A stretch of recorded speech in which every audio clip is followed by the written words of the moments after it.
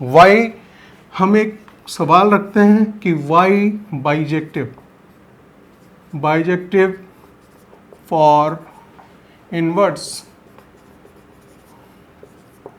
ऐसा क्यों होता है कि हमें बाइजेक्टिव फंक्शन क्रिएट करना पड़ता है to get the inverse of any function, right. तो देखिए, बात करें हम साइन एक्स के ग्राफ की।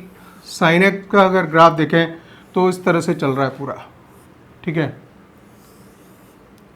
और ये 0 है, पाई है, यहाँ पे आप देख पा रहे हैं π/2, पीछे -π/2, और जो मैक्सिमम वैल्यू लेगा ये 1 लेगा, तो रेंज में y की वैल्यू 1 आ जाएगी। इस जगह कोऑर्डिनेट लिखना चाहोगे तो 0 1 है, और इस जगह कोऑर्डिनेट लिखना चाहोगे तो 0 -1 है, ठीक है।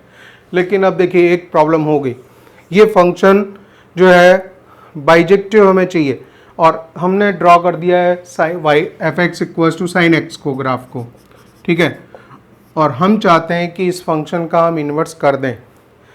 नंबर 1 पॉइंट, ये फंक्शन मैनी वन है, अगर फंक्शन को इस तरह से डिफाइन किया है इसने, f is such that it is from real number to real number and f(x) = sin x। तो यहाँ पे अब देखिए कि हम पॉइंट समझना चाह रहे हैं, इसमें डोमेन क्या है, कोडोमेन क्या है, और रेंज क्या है, और ये कब इन्वर्टिबल होगा। यही की पॉइंट आपको समझने का है कि किस तरह से हम उसको उस कंडीशन में निकालेंगे। देखिए, अगर फंक्शन इस तरह से दे रखा है इसने, इसका मतलब ये है कि यहाँ पे सेट ए में सारे रियल नंबर्स यूज़ कर रहा है, सेट बी में भी सभी रियल नंबर्स यूज़ कर रहा है, सेट ए टू बी में।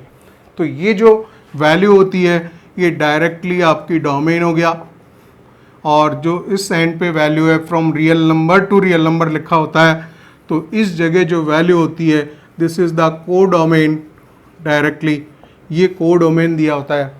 तो जब डिफाइन किया उसने, तो उसमें कंडीशन में तो लिखा real number two real number, it means domain fixed real number हो गया और कोडोमेन इसमें रियल नंबर हो गए सारे, ठीक है। बट जब हम ग्राफ पे आते हैं, साइन एक्स के ग्राफ को आप देखते हो, तो इसमें ये देखते हैं कि ये तो वैल्यू जो है रेंज y की वैल्यू, ये मैक्सिमम 1 लेगा, मिनिमम -1 लेगा, -1 से 1 तक के ही नंबर यूटिलाइज कर रहा है। तो ये एक बहुत छोटा सेट यूज़ कर रहा है। कहने का मतलब ये है कि यहाँ के जितने भी सारे नंबर्स हैं वो एक छोटे से स्मॉल सबसेट में -1 to 1 के बीच में आ जाएंगे। ये सारे रियल नंबर यूटिलाइज करेगा, बट यहाँ जो वैल्यूज़ आएंगी इस छोटे सबसेट में, इस जगह वैल्यू आएंगी -1 to 1 तक। खाली -1 से 1 के बीच में भी बहुत सारी वैल्यूज़ होती हैं, लेकिन ये बात क्लियर है कि जो -1 से 1 का जो सेट है वो स्मॉल सेट है, रियल नंबर में और बहुत सारे नंबर्स आ रहे हैं, राइट। तो ये नंबर यूज़ कर रहा है। तो कहने का मतलब ये है कि ये रेंज में कन्वर्ट हो गया, ये रेंज में कन्वर्ट हो गया, ठीक है।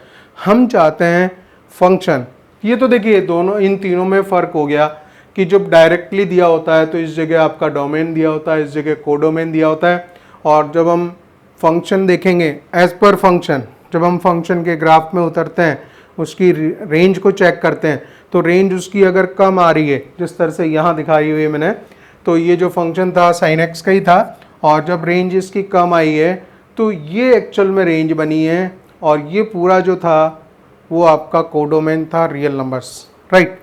अब हम बात करें कि ये जो पर्टिकुलर फंक्शन है हम चाहते हैं इन्वर्स करना, तो ये इन्वर्स कैसे पॉसिबल होगा, राइट।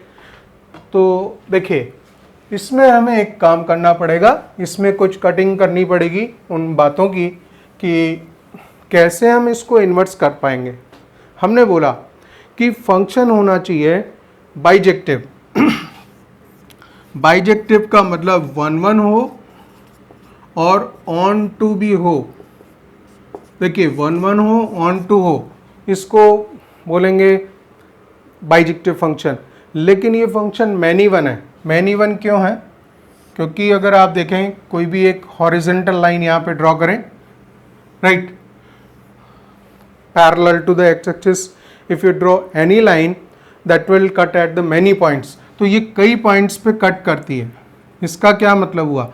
इसका मतलब ये हुआ कि जो y की वैल्यू है, y की वैल्यू तो फिक्स है, ये वाली y की वैल्यू फिक्स है, एक ही y की वैल्यू है, उसके लिए x की बहुत सारी वैल्यू है, many connected with the one value, क्योंकि जो फंक्शन दिया हुआ था वो फंक्शन दिया हुआ था उसने रियल नंबर से रियल नंबर, लेकिन सभी रियल नंबर को उसने, जो आप देख पा रहे थे कोडोमेन में, तो उसने सारे नंबर डाल दिए और डोमेन में देख रहे हैं हम सारे रियल नंबर्स हैं, लेकिन जो रेंज बन के आई है इसकी, वो रेंज बन के आई है y बिलोंग्स टू -1 to 1।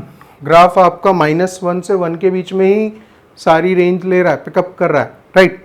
तो पॉइंट ये आता है कि हम चाहते हैं कि 1 1 बने और ऑन टू भी बने, तो उसके लिए ये करना पड़ेगा कि जो 1 1 है इतने पार्ट में, इस ग्राफ को मैं वापस डार्क कर रहा हूँ, अगर इतने ग्राफ को हम देखें ऑरिजिन के करस्पॉन्डिंग देखना होता है, प्रिंसिपल वैल्यूज़ का हम ध्यान रखें, प्रिंसिपल वैल्यूज़ y की वैल्यूज़ होती हैं, y जो कि रेंज बनती है डायरेक्ट ट्रिग्नोमेट्रिक फंक्शन में, तो वो प्रिंसिपल वैल्यूज़ ऑरिजिन के करस्पॉन्डिंग देखनी है। आप बोले हम यहाँ नहीं देखेंगे, हम यहाँ देखेंगे, यहाँ नहीं आना होगा, आपको ऑरिजिन से आसपास ही देखना है, प्रिंसिपल वैल्यूज़ वहीं से स्टार्ट करेंगी। तो अगर हम इतने ग्राफ को कट करके निकाल दें, ये ग्राफ ये आएगा आपका, राइट, साइन एक्स का जो जिस तरह से ग्राफ बनता है वो दिखा रहा हूँ मैं। इतने ग्राफ को आपने पिकअप कर लिया, ये π/2 हो गया और ये -π/2। इस ग्राफ को बड़ा करके खाली इतना पार्ट हम निकाल दे रहे हैं इसका, ठीक है। इतने पार्ट को आप देखें कि ये जो है π/2 और -π/2 से π/2 के बीच में आ रहा है, और दूसरी बात माइनस, इसने पूरी अपनी रेंज पिकअप कर ली है, मतलब 0 1 आ गया इधर और इस तरफ आ गया, कोऑर्डिनेट अगर लिखना चाहेंगे 0 -1 आ गया, -1 to 1 आ गई, फुल रेंज आ गई, और इस बीच में ग्राफ 1 1 है। 1 1 यानी कि x की अगर कोई वैल्यू पिकअप करेंगे तो y की एक ही वैल्यू अवेलेबल है, x की एक वैल्यू तो y की एक वैल्यू, पीछे भी जाइए आप, इस x की वैल्यू के लिए एक ही y की वैल्यू है, तो ये इस तरह से 1 1 फंक्शन हुआ, ठीक है। ऑन टू क्यों हो गया? क्योंकि ये जो पूरा है कोडोमेन, जब हम उसकी रेंज के इक्वल कर देते हैं तो वो जो फंक्शन बनेगा उस समय वो ऑन टू होगा। इससे पहले ये जो फंक्शन था वो इनटू फंक्शन था, इस कंडीशन में यहाँ पे इनटू था, लेकिन जैसे ही हमने इसको इस तरह से ये कट करके इतना पार्ट निकाला तो ये हमारा ऑन टू हो गया। Now it is 1 1 onto, 1 1 और ऑन टू फंक्शन हो गया, मीन्स इन्वर्टिबल हो गया, invertible. Now this is invertible. अब ये जब इन्वर्टिबल है then you can invert the graph.